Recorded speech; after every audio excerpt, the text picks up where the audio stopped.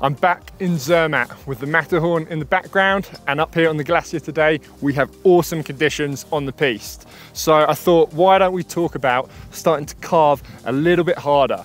And in this video I'm going to talk about things that you might hear other people mentioning or other people talking about in videos, but you don't necessarily know what they mean. Things like driving the board through the turn, how to bend the board into reverse camber to tighten up the arc of the turn, how to load it up and then have it rebound you into the next one. In this video, I'm going to talk about all of that and more. When you're carving, you're pushing against the board. It might not look like it, but even in this most basic of set it and forget it style carving, I'm still pushing against the board.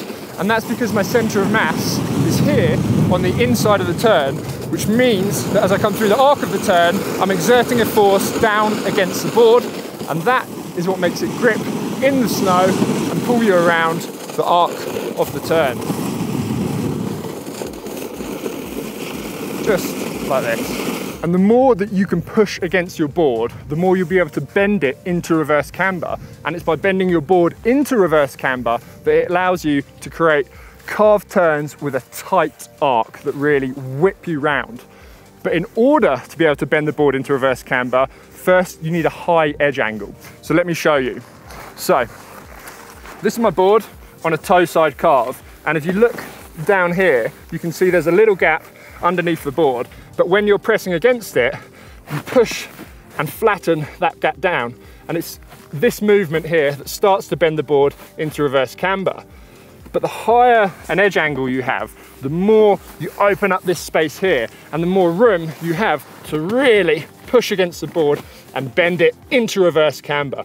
And in order to do that, in order to create a high edge angle, you really need to rock your center of mass far onto the inside of the turn. And to do that, you need to have some speed. Too slow and you can't lean in that much, but too fast, you'll then exert so much pressure against your board that it will be difficult to hold it in its track and you'll skid out.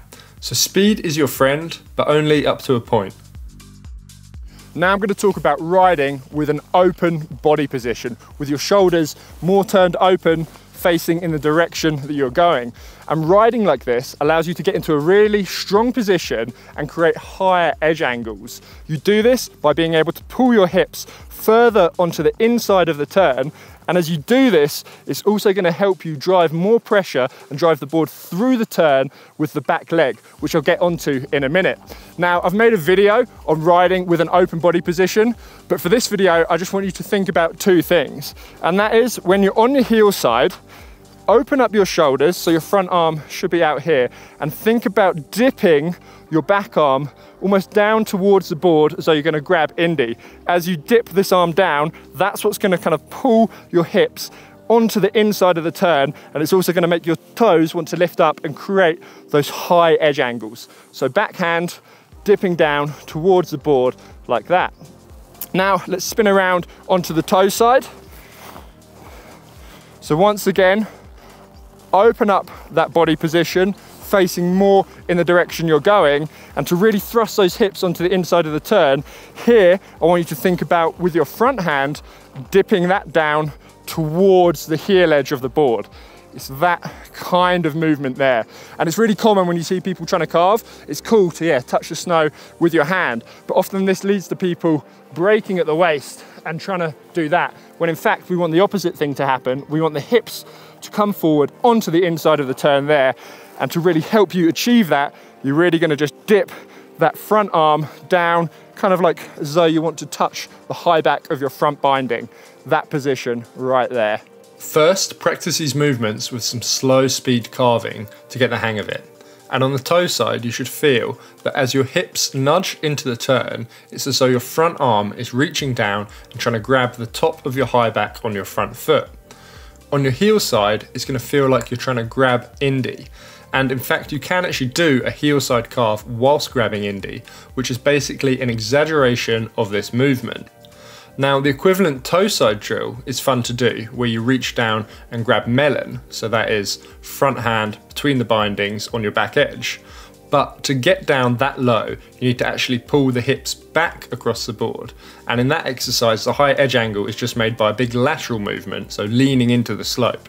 Whereas we're looking to angulate the hips onto the inside of the turn and create the edge angle that way, because it's a much stronger position. So fun exercise, but it doesn't necessarily translate to what we're trying to do here.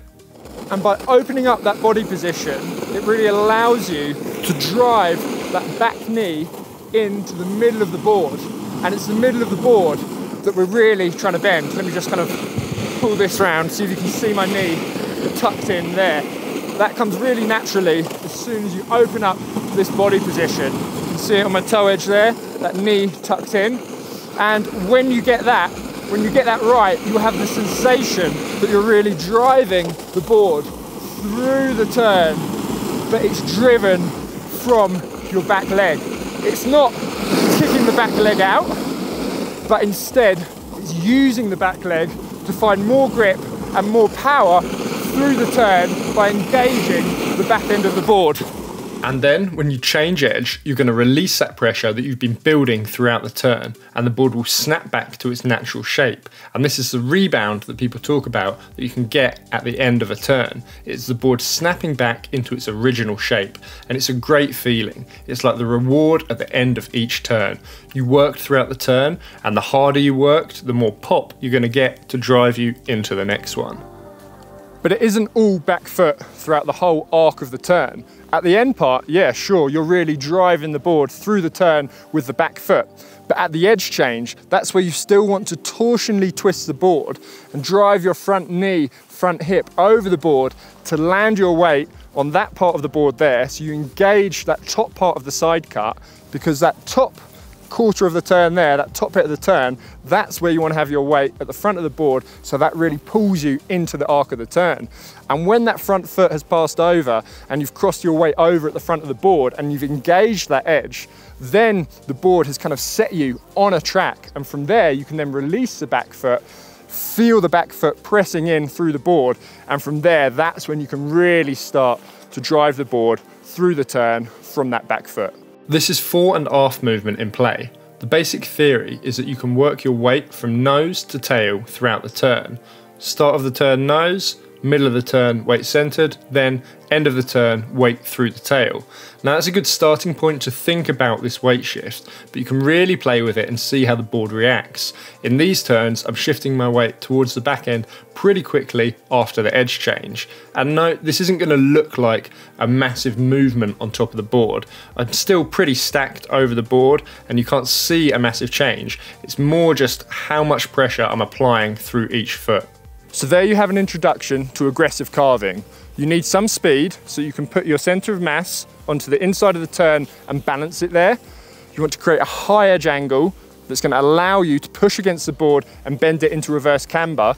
And the more you can push that board into reverse camber, the tighter you're going to be able to carve. So that's how it works. And the things like opening up your shoulders, dipping your shoulder down towards the board and really pushing through that back leg, they're optional. You know, there's other ways you can achieve the same thing, but I find them to be very, very effective in helping you achieve aggressive carving.